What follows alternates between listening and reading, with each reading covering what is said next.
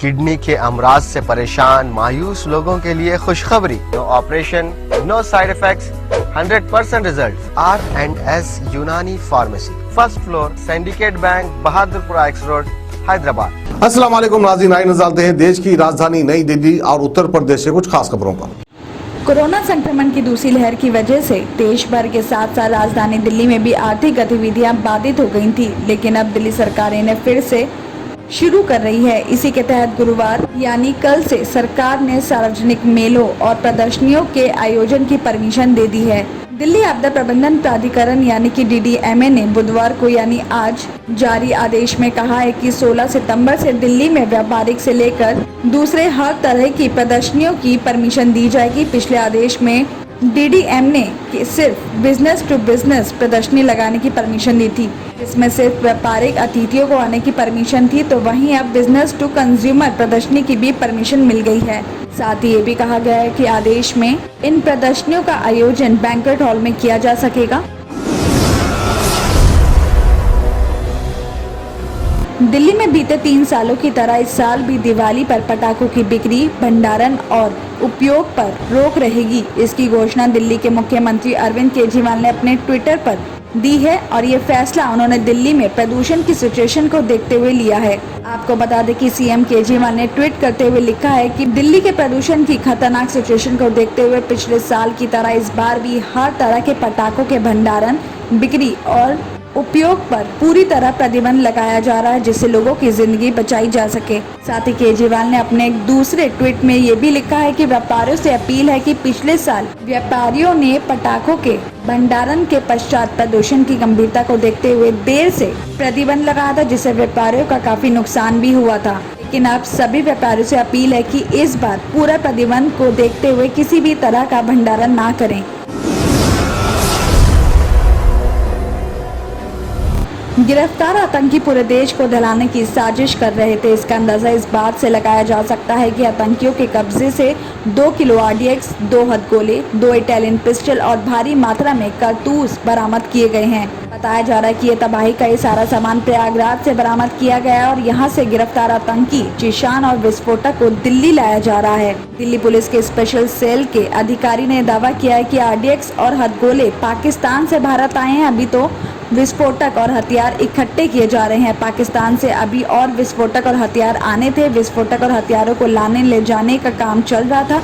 साथ में जिन जगहों पर बम धमाके करने थे उन जगहों की रैकी भी की जा रही थी। साथ ही ये भी दावा किया गया है कि आतंकियों का एक मॉड्यूल का पर्दाफाश हुआ है। शुरुआती जांच में ये बात भी सामने आ रही है कि आतंकियों के कई मॉड्यूल अभी भी देश में हैं।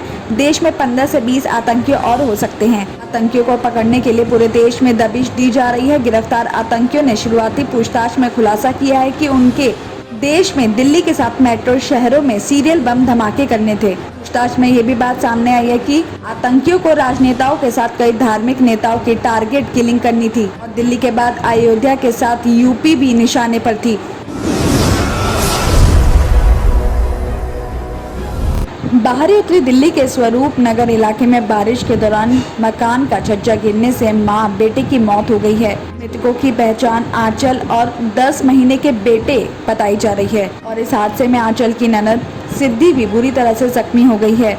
परिवार वालों ने बताया कि रविवार को नक्श की तबीयत खराब थी और रात को आंचल अपनी ननद सिद्धि के साथ अपने बेटे को लेकर मेडिकल स्टोर में डॉक्टर को दिखाने ले गई थी।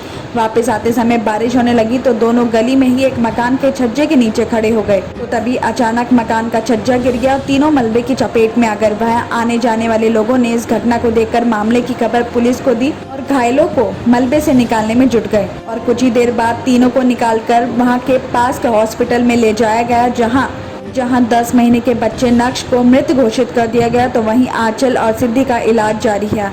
इसके बाद सोमवार रात के टाइम आंचल ने भी इलाज के दौरान दम तोड़ दिया और हादसे में घायल हुई सिद्धि की बॉडी में कई फ्रैक्चर हुए हैं। वहां के रहने वाले लोगों ने आरोप लगाया कि मकान मालिक रणबीर का मकान काफी ज्यादा जर्जर था और कई बार इससे मकान की मरम्मत कराने के लिए भी कहा गया था। पुलिस ने आरोपी मकान मालिक के खिलाफ मामला दर्ज करके उसे गिरफ्तार भी कर लिया है। इसकी पहचान रणबीर राणा बताई गई है। पुलिस मामला दर्ज करके आगे की छानबीन कर रही है।